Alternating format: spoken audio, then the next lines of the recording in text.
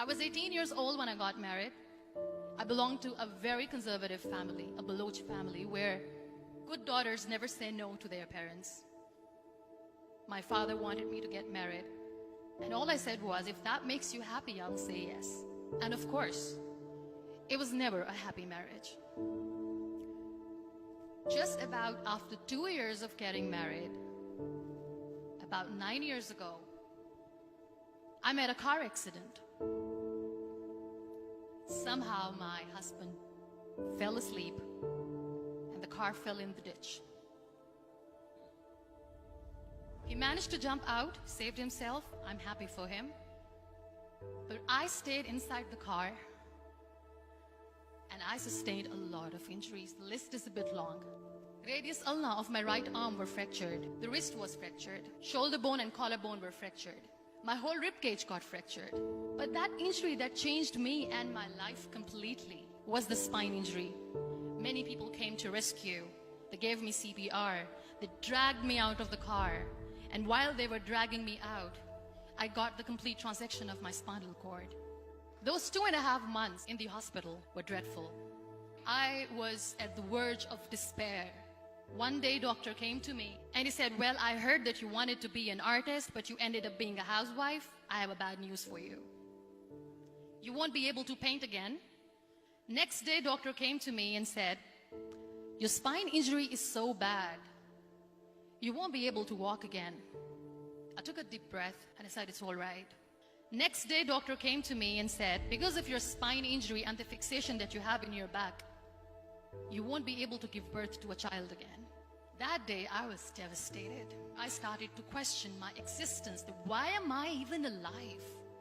So what kept me going was, one day I asked my brothers, I know I have a deformed hand, but I'm tired of looking at these white walls in the hospital and wearing these white scrubs. Bring me some colors, bring me some small canvas. I want to paint. So the very first painting I made was on my deathbed, where I painted for the very first time. What an amazing therapy it was. Without uttering a single word, I could paint my heart out. I could share my story. People used to come and say, what lovely painting. So much color. Nobody could see the grief in it. Only I could. And that day I decided that I'm going to live life for myself. I am not going to be that perfect person for someone. I am just going to take this moment and I will make it perfect for myself. That I'm going to fight my fears. So I wrote down one by one all those fears. And I decided that I'm going to overcome these fears one at a time. You know what was my biggest fear? Divorce. But the day I decided that this is nothing but my fear, I liberated myself by setting him free. And I made myself emotionally so strong that the day I got the news that he's getting married, I sent him a text that I'm so happy for you and I wish you all the best. And he knows that I pray for him today. Number 2 was, I won't be able to be a mother again. And that was quite devastating for me. But then I realized there are so many children in the world, all they want is acceptance. So there is no point of crying, just go and adopt one. And that's what I did.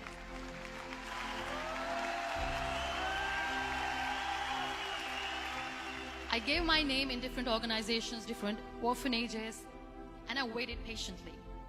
2 years later, I got this call from a very small city in Pakistan. I got a call and they said, are you Muniba Mazari? There is a baby boy and would you like to adopt? I could literally feel the labor pain. I said, yes, yes, I am going to adopt him. I am coming to take him home. And that day, Niall was 2 days old, and today he's 6.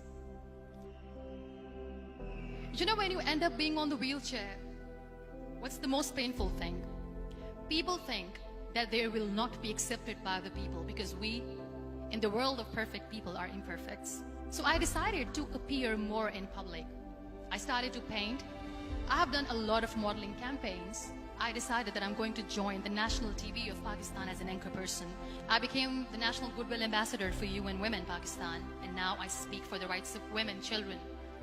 I was featured in BBC 100 Women for 2015. I'm one of the Forbes 30 under 30 for 2016. So when you accept yourself the way you are, the world recognizes you.